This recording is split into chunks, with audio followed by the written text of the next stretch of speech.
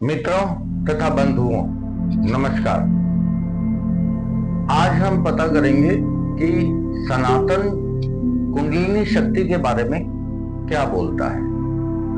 अब जो वेद है, यजुर्वेद, उसका कुंडलिनी शक्ति के बारे में साफ साफ कहता है कि कुंडलिनी शक्ति, मन और आत्मा, ये तीनों जो अंग हैं वो सूक्ष्म शरीर के हैं।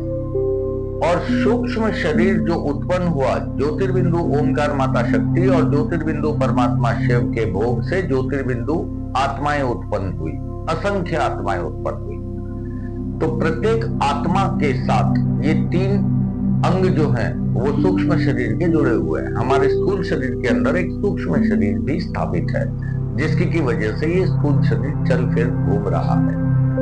अब जो कुंडलिनी शक्ति है उससे जो परमात्मा शिव है वो लिंग पहचान करते हैं। ऐसा नहीं है कि इस जन्म में मैं पुरुष हूं तो अगले जन्म में मैं स्त्री होऊंगा। Not possible at all.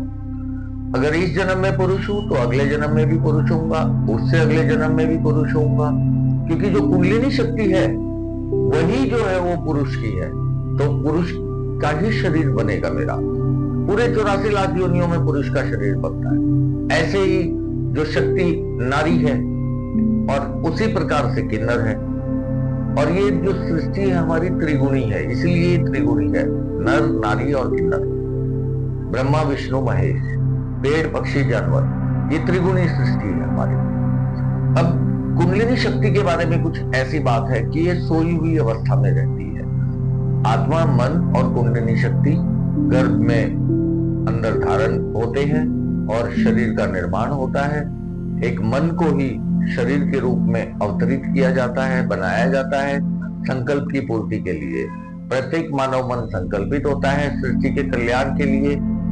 ये अलग बात है कि फिलहाल हमें संकल्प का ज्ञान नहीं है, घोर कलयुग चल रहा है, इसलिए संकल्प का ज्ञान नहीं है, क्योंकि वेदों से कोसों दूर हो गया मनुष्य, इसलिए कि उसको मुक्ति मंत्र का, कुंडलिनी मंत्र का ज्ञान नहीं है। कुंडलिनी सोई हुई है, कुंडलिनी को जागृत करना होता है। कुंडलिनी जब जागृत होती है तो मनुष्य को संकल्प का ज्ञान आता है। और फिर उस एक्चुअली क्या है, कुंडलिनी जब जागृत होती है तो ही मन का जो कनेक्शन है वो ब्रह्मांड से होता है। वैसे तो बोला जाता है कि ज्योतिर्बिंदु परमात्मा शिव से ये कनेक्शन होता है, क्योंकि कुंडलिनी शक्ति भी बिना शिव भक्ति के जागृत होती ही नहीं है किसी भी शरीर में। कुंडलिनी शक्ति को जागृत करने के लिए शिव भक्ति अनिवार्य है। और हमारे ऋषियों ने, केवल हमारे पास जो जागृत अवस्था थी वो ऋषियों की थी, हमारे पास जो उदाहरण है वो ऋषियों का है। ऋषियों ने ही जागृत की थी अपने अपने शरीर की कुंडलिनी शक्तियों को, क्योंकि उनकी जो दी हुई विद्याएं हैं, वैदिक विद्याएं, वो उनका पूरा पूरा प्रमाण है हमारे पास कि उन्होंने सृष्टि कल्याण के लिए अपना जीवन दिया था।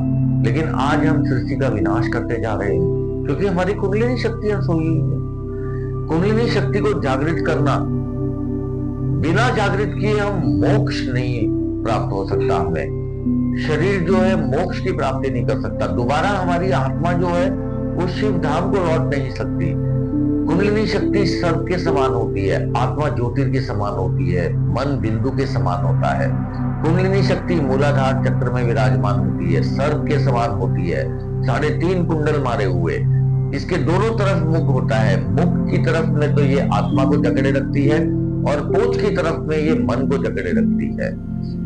और ये जब जागृत होती है, इसका जो आत्मा वाला मुख है, अब आत्मा और मन ये तो दोनों अलग अलग जगह पे हो जाते हैं। ब्रह्म स्थान, हृदय का स्थान ब्रह्म स्थान जहां आत्मा निवास करती है, मस्तिष्क का स्थान विष्णु स्थान जहां मन निवास करता है, और मूलाधार चक्र में शिव स्थान बोला जाता है नर में, और शक्ति स्थान बोला जाता है नारी में, जहां कुंडलिनी शक्ति निवास करती है।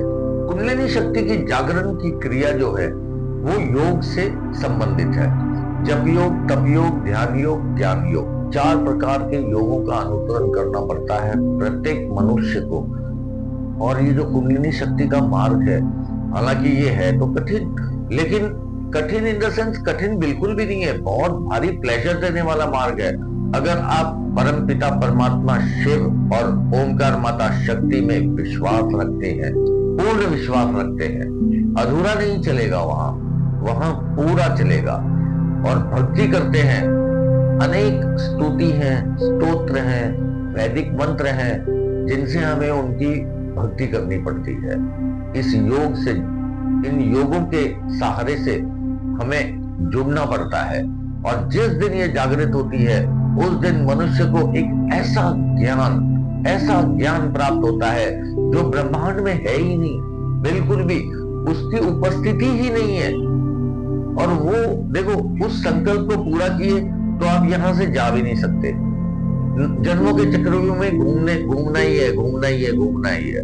पता नहीं युगों से घूम रही है आत्माएं और इस चक्रव्यूह में फंसी हुई है।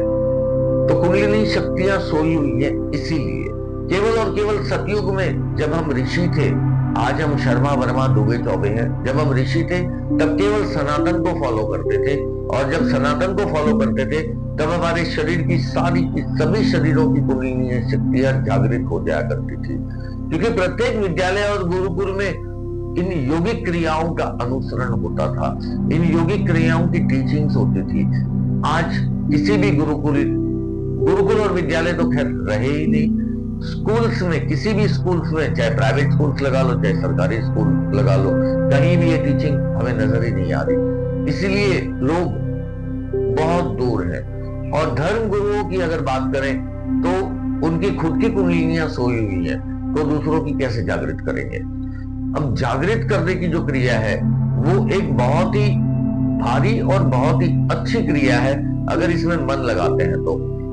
ये इसका एक पूरा बहुत बड़ा एक ब्यौरा है। जैसे सुबह उठते हैं आपको ब्रह्म मुहूर्त में उठना पड़ेगा। सुबह उठते ही आपको जप योग, तप योग, ध्यान योग, इन योगों को करना पड़ेगा। इन योगों के करने से, अब इन योगों को किस तरीके से करना है, वो कौन सी स्तुतियां हैं, वो कौन से स्तोत्र हैं जो हमें सीखने पड़ेंगे, वो कौन से मंत्र हैं जो हमें सीखने पड़ेंगे कुंडलिनी की जागरण के लिए, इनके लिए हमारी एक वर्कशॉप भी चलती है। उस वर्कशॉप से आप जुड़ सकते हैं। बाकी मन भी है, आत्मा भी है, बहुत से ज्ञान है इस ब्रह्मांड में, लेकिन कुंडलिनी का जो ज्ञान है वो बहुत ही जरूरी है प्रत्येक मानव शरीर के लिए। आज नहीं तो कल, कल नहीं तो परसों, इस जन्म में नहीं तो अगले जन्म में आपको फॉलो करना पड़ेगा, लेकिन करना जरूर पड़ेगा। क्योंकि सनातन एक ऐसी व्यवस्था है जिसके थ्रू प्रत्येक आत्मा को गुजरना है, प्रत्येक आत्मा को, चाहे वो किसी भी जन्म में हो। जन्म की कोई गारंटी नहीं है, लेकिन गुजरना जरूर है, क्योंकि ये व्यवस्था है, ये परमात्मा की स्वयं शिव की व्यवस्था है।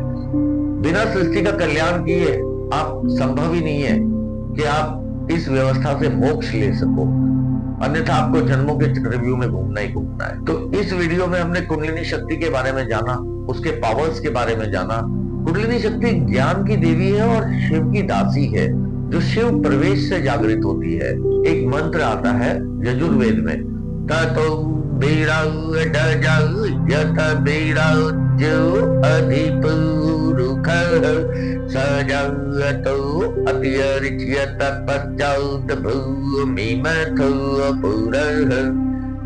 अब इस मंत्र के अनुसरण से तो स्वयं ज्योतिर्बिंदु परमात्मा शिव आपके अंदर प्रवेश करते हैं, क्योंकि पर काया प्रवेश करने की शक्ति ज्योतिर्बिंदु परमात्मा शिव में ही है। वो जब प्रवेश करते हैं तो तुरंत कुंडलिनी एक झटके से जागृत होती है और सातों एक फुकार छोड़ती है, एक दिव्य ऊर्जा की फुकार छोड़ती है, और सातों चक्रों का भेदन करते हुए वो सीधी आज्ञा चक्र में जाकर टकराती है। और तुरंत जो आपका मन है वो तुरंत ही एक ऐसे ज्ञान का अनुसरण करता है कि जो इस पृथ्वी पे है ही नहीं। और उस ज्ञान के वो संकल्प का ज्ञान होता है आपके, कि आपको क्या संकल्प है। फिर उसके पश्चात तो आप जब प्रातः ब्रह्म मुहूर्त में रोज प्रातः सुबह उठते हैं, जब ज्ञान वर्षा होती है, चंद्रमा ज्ञान वर्षा करता है, उस वर्षा का हिस्सा बनता है आपका शरीर, और वो अद्भुत ज्ञान डेली आप प्राप्त करना शुरू करता है आपका शरीर, डेली प्राप्त करना शुरू करता है। कुंडलिनी जागरण के तो अनेक महत्व है और अनेक फायदे हैं अपने शरीर के लिए, लेकिन सारे आध्यात्मिक फायदे हैं, क्योंकि ये जो मार्ग है ये एक आध्यात्मिक मार्ग है। It is a spiritual journey. ये धर्म से इसका कोई संबंध नहीं है, दूर दूर तक किसी भी धर्म से इसका कोई संबंध नहीं है, वो चाहे हिंदू धर्म भी क्यों ना हो, कुंडलिनी शक्ति सनातन है और सनातन एक व्यवस्था है, कोई धर्म नहीं है। और ये कुंडलिनी शक्ति आत्मा का ज्ञान, मन का ज्ञान, बुद्धि का ज्ञान, ये सब कुछ वेद में है, यजुर्वेद में, और पूर्ण रूप से है। अगर कोई लेना चाहे इसको मंत्रों के माध्यम से बड़ी आसानी से प्राप्त कर सकता है। अगले वीडियो में और गहराइयों में हम जानेंगे कुछ मन के बारे में, कुछ आत्मा के बारे में, कुछ नाड़ियों के बारे में, कुछ रुद्रवायुओं के बारे में। अगला वीडियो हम कुंडलिनी पर ही बनाएंगे और जानेंगे कि कुंडलिनी शक्ति को जागृत करने में हमें किन किन स्तोत्रों की जरूरत पड़ती है, किन किन मंत्रों की जरूरत पड़ती है, किन किन स्तुतियों की जरूरत पड़ती है। शिव के वे कौन से अद्भुत स्तोत्र हैं, स्तुतियां हैं जो कुंडलिनी को जागृत करने में हमारी सहायता कर सकते हैं।